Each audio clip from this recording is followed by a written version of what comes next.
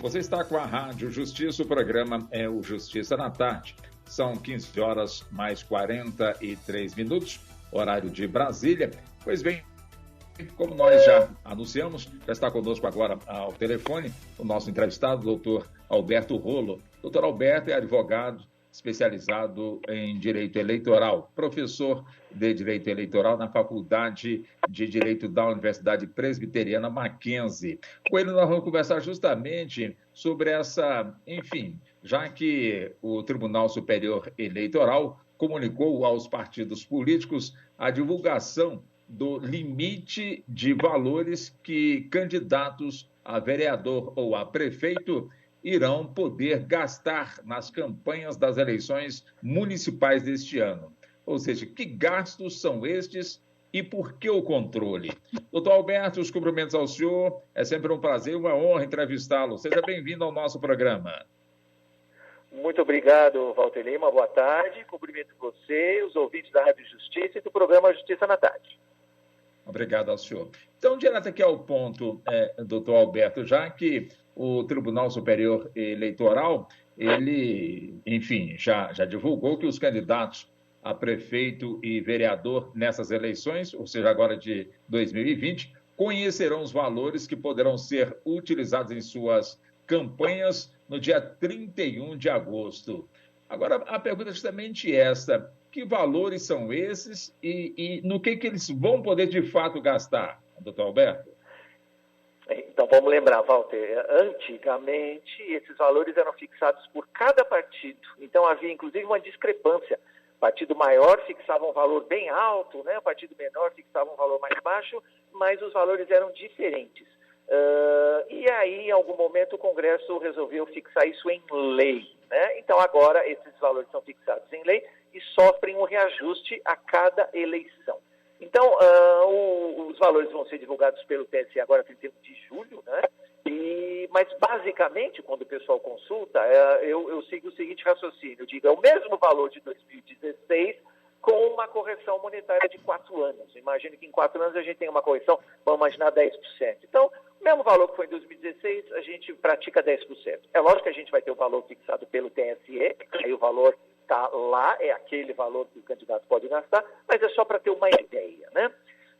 E aí, respondendo a sua pergunta, no que o candidato vai gastar esse valor?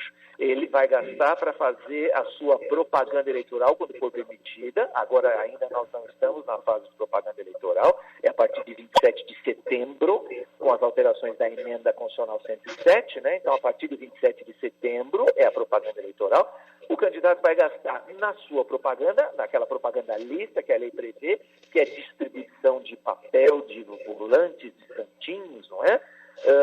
Vai gastar na contratação de pessoal, também tem limite fixado, mas vai contratar 10 cabos eleitorais, 20 cabos eleitorais, 30 cabos eleitorais.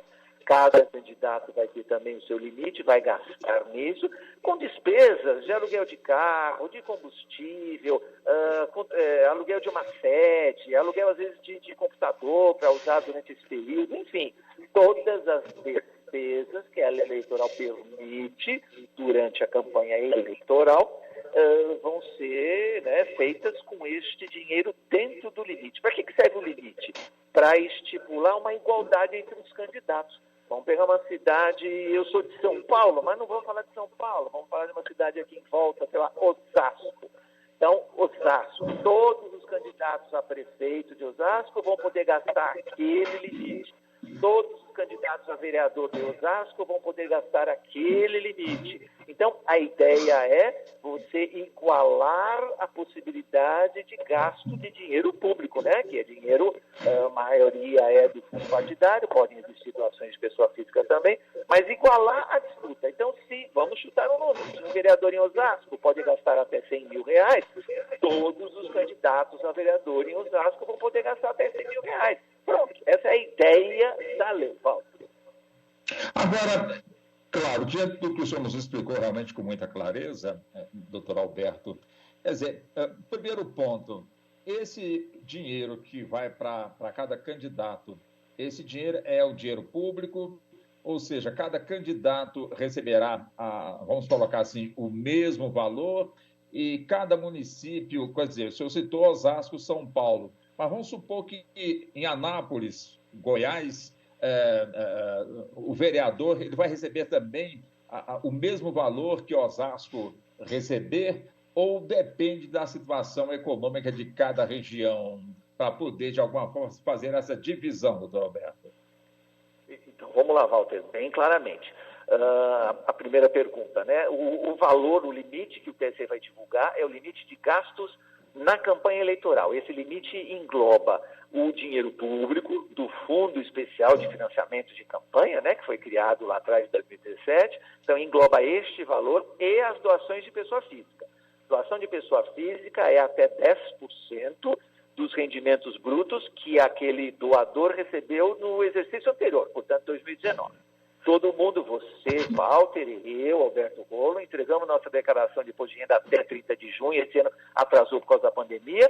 Então, a gente vai lá no nosso imposto de renda, vê quanto é o rendimento bruto e aí eu posso doar 10% deste valor. Então, você vai somar essas doações de pessoa física com o repasse do Fundo de Financiamento de Campanha, que é dinheiro público. Então, esta soma não pode ultrapassar o limite da Justiça Eleitoral. Então, vamos continuar em Osasco, R$100 mil.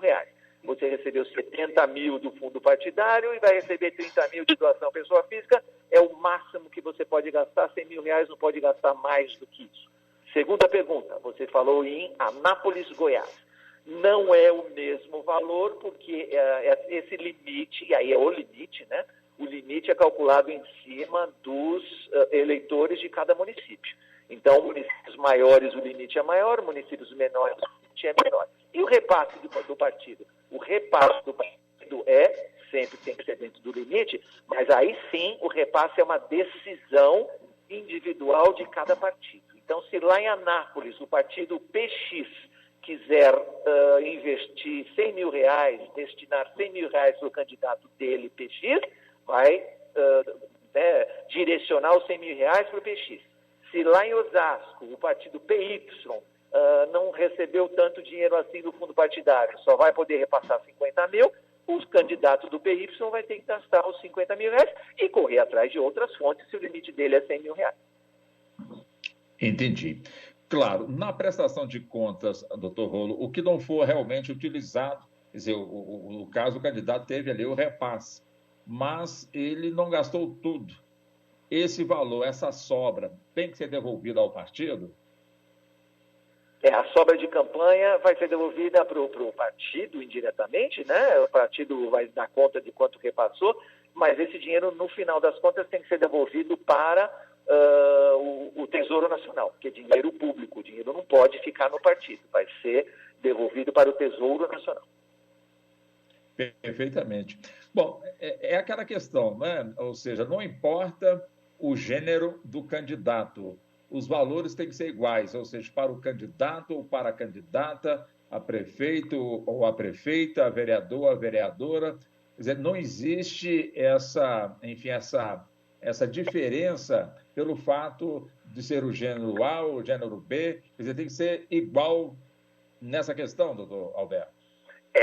No limite, é igual para todos os candidatos, não importa o gênero, mas você tocou num ponto bastante importante. É bom que os ouvintes se lembrem que a Justiça Eleitoral já decidiu que 30% do valor que o partido receber tem que ser direcionado para candidaturas de cada gênero, né? Então, vamos imaginar que a minoria de candidaturas seja feminina. Então, no mínimo 30% tem que ser para campanhas femininas. E aí, é importante que se diga, de repente as mulheres acabam sendo favorecidas porque vai ter mais dinheiro para menos candidatas, né? Porque 30% do total vai para 30% das mulheres, e aí, que é o mínimo que pode apresentar as candidaturas, significa que tem mais dinheiro para as candidaturas femininas, né? Então, se esse dinheiro for bem empregado, bem utilizado, talvez a gente tenha um aumento de eleitas, né? Não só candidatas, mas um aumento de eleitas, mulheres eleitas. E mais, o TSE está discutindo atualmente, não sei até que ponto isso já vai ser implementado nessa eleição, também algum direcionamento financeiro de cotas, né? para candidatos negros. Então, é alguma coisa que está sendo discutida, é alguma coisa moderna, é alguma coisa atual. Vamos ver como o TSE se direciona também nesse ponto. Se aí, dentro dos 100% do fundo partidário, além dos 30% para as mulheres, vai ter que direcionar alguma coisa também para candidaturas dos negros, por exemplo, desse tipo de candidato, vamos dizer assim. Mas o TSE pode tomar essa decisão sem que a questão passe pelo crivo do Congresso Nacional, doutor Rui? Na verdade, a lei não fala em, no mínimo, 30% do dinheiro para as mulheres. A lei fala 30% de candidaturas femininas. Então, é possível que o TSE oriente nesse sentido. As novas resoluções devem começar a ser votadas a partir da semana que vem. Vamos lembrar, agora, o mês de julho, o TSE ainda está em recesso. Houve a alteração da emenda constitucional logo no comecinho de julho. Então, é possível que o TSE, nas novas resoluções, nas resoluções adaptadas ao novo calendário eleitoral, também coloque isso, porque isso está sendo discutido em caso concreto. E me parece que já tem uma maioria entendendo que é justo, é razoável, é correto, que também da mesma maneira que a ideia é estimular candidaturas femininas, embora isso, 30% mínimo está na lei, 30% das vagas, das candidaturas. Também tem ministro no TSE que está entendendo que também é justo, é razoável que se incentive uma participação de negros na nossa política, e aí é razoável que se destine também uma parte da verba para essas candidaturas. Vamos ver, a gente vai acompanhar isso semana que vem. Certo. Voltando na questão que o senhor nos explicou, doutor Alberto, a doação pessoal de 10% pessoa física. Quer dizer, essa doação, ela é destinada para o candidato ou para o partido? Mas tem limite, ou seja, o partido alcançou X por cento de doação de pessoa física. Doação pessoa física. Existe limite para isso, doutor? Então, vamos lá, Walter, se eu entendi a pergunta. A doação da pessoa física é 10% do rendimento bruto do ano anterior para o candidato. E aí é 10% total. Agora, é lógico que eu, pessoa física, total. posso dar R$500 para um, R$500 para outro e mais R$1.000 para outro. A somatória das minhas doações não pode ultrapassar 10%. E 10% é o limite. Eu posso dar 2%, 5%, 6%. Então, a somatória das minhas doações pessoa física, eu, pessoa física, o meu CPF, não pode ultrapassar 10% dos meus rendimentos brutos do exercício anterior. E eu posso distribuir isso para mais de um candidato, não precisa ser um só. Podem ser vários candidatos, tá? E aí, cada candidato pode receber várias doações de várias pessoas físicas, sendo que a somatória das doações e mais o fundo partidário não pode ultrapassar esse limite que o TSE vai divulgar agora. Não, o senhor explicou, né? Entendi perfeitamente aí, portanto, a colocação. Nós temos um minutinho ainda, doutor, fugindo um pouquinho aqui da pauta, só para ver com o senhor. Quer dizer, o cidadão que é convocado pela Justiça Eleitoral para poder trabalhar nessas eleições, ele é obrigado a comparecer? Ou seja, se não for, tem punição para quem não comparecer? Daqui existe já, de certa forma, um temor aí já sendo debatido, de que por conta da Covid-19, muitas pessoas temem estar expostas, por mais que haja, portanto, todo um saneamento voltado para, no caso aí, né, das pessoas se cuidarem. As pessoas temem realmente essa exposição. Quer dizer, a pessoa sendo convocada pela Justiça Eleitoral tem que se apresentar, doutor Rolo? Então, vamos lá, Walter, uma pergunta importante sua. O próprio ministro Barroso andou dando entrevistas aí antes da aprovação da emenda 107 sobre este assunto também. Então, vamos lembrar, a primeira coisa que é importante para o ouvinte, convocação da Justiça Eleitoral é uma obrigação legal, atender. Se eu fui convocado enquanto mesário, eu sou obrigado a comparecer. Então, esta é o primeiro raciocínio que a gente tem que entender. É uma convocação obrigatória. Mas se eu não comparecer, vou justificar por que não compareci. No dia eu fiquei doente, no dia eu tive algum problema, ou fui acudir algum parente, também é possível. Eu não fiquei doente, mas fui acudir um parente. Tudo isso com provas, com atestados médicos, com documentação, com foto, o que for, e aí eu justifico no juiz eleitoral que me convocou, quem convoca é o juiz, e aí o juiz aceita a justificativa, portanto eu fico quite com a Justiça Eleitoral. Se eu não justificar ou o juiz não aceitar a minha justificativa, eu não fico quite com a Justiça Eleitoral e aí tem consequências, as mesmas consequências do eleitor que não vota, por exemplo. O eleitor também tem que votar, o voto é obrigatório, a não ser de 16 a 18 anos acima de 70 anos, para o resto o voto é obrigatório. O eleitor que não vai votar, ele vai justificar, né, porque não votou, e o juiz vai aceitar ou não vai aceitar. E aí eu vou estar quite ou não estar quite com a Justiça Eleitoral. Quem não está quite com a Justiça Eleitoral, serve para o mesário, que é a sua pergunta, e serve para o eleitor, vai ter algumas restrições. Não vai poder ter empréstimo em bancos oficiais, não vai poder fazer matrícula em universidades públicas, não vai poder tirar passaporte, né? Um dia que a gente possa voltar a viajar normalmente, né? Não vai poder tirar passaporte. Então, vai ter uma série de restrições porque não está quite com a Justiça Eleitoral. Agora, lógico, agora vamos voltar na sua pergunta outra vez. Óbvio. Mas o pessoal está com medo, o pessoal está com medo da pandemia, de contaminação, está com medo do vírus. Como é que vai fazer? Então aí eu imagino, e foi isso que o ministro Barroso falou em alguma entrevista dele, que se eu, não vou dizer que é do grupo de risco, porque o juiz não vai convocar alguém mais velho, né? Mas, de repente, eu sou diabético, que é o meu caso, então o juiz não sabe.